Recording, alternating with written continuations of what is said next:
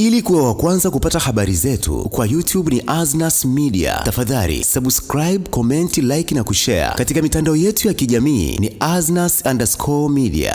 Bwana everybody, mambo vipi Tanzania? Hii hapa ni Aznas Media.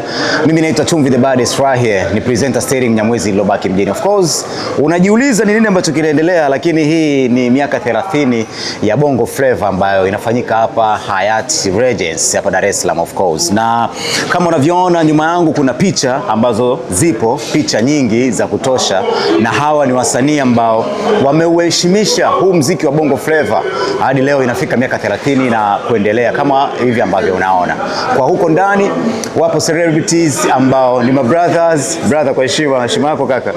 Anaitwa Sogi Dogi Anta. Wao ni kati ya brothers ambao wameushepu muziki wa Bongo Flava hadi ukafika hapa ulipo. Mwanzo ulikuwa kama muziki wa kiuni, but this time around imekuja kuwa biashara and things zina move. Of course, Aznas tumefika hapa ili tuweze kuwaona mabrother na kujua kile ambacho wanaendelea nacho. Of course, leo ilikuwa ni press conference na zoezi zima litafanyika tarehe 10 mwezi wa 7 mwaka 2026. Lakini huu hapa mchakato wa kuwaheshimisha wasanii na magwiji wa Bongo Flava unaendelea throughout the year. Nyimbo imetoka, tutaiona, na of course tunaendelea kupiga nao story huko ndani. Utaona kama unavyoona mabango, kama unavyoziona hizi picha, namuona Domo Kaya, Kalapina, P1 Black, Chidi Benz, wote ambao wameweza kuishape hii hapa tasnia ya muziki wa Bongo Flava hapa Tanzania. Twenzetu. Alright, welcome everybody. Hii hapa ni Aznas Music. Of course tuko na Mula Obo. Kama unavyojua sisi tunapigaga story na wale watu wa ngumu kumeza, wazee wa hip hop, keep it hip hop ambao wanaongeza vizuri. Mula Obo, karibu sana katika game ya Bongo Flava. Bana, leo ni miaka 30 ya Bongo Flava na wewe nimekukuta hapa, umejumuishwa hapa. Unajisikiaje kwanza kuwa mmoja kati ya watu ambao umeona mabrother kwa muda mfupi tu afu wamekuona, wanaona kama wamekuonyesha respect kubwa sana. How do you feel? Najisikia vizuri sana, lakini ni kitu ambacho yani kwanza mpaka nakuwa shocked.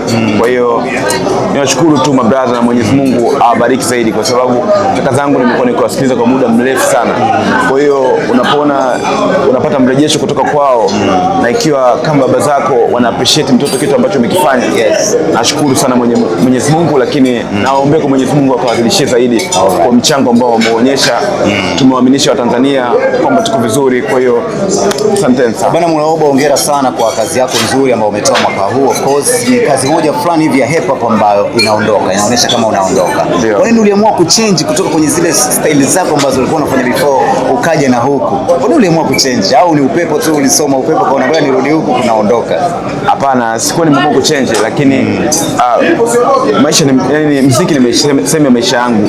Kwa hiyo unakuta studio kama msanii huwezi kujifungamana kwamba nitafanya kazi hii, nitafanya kazi za design hiyo design hii, lakini unaweza kufuata feeling, kuangalia, unaweza kwenda studio kukuta producer akakupigia kuchapia beat la hip hop, kwa lazima urekodi uwe hivyo.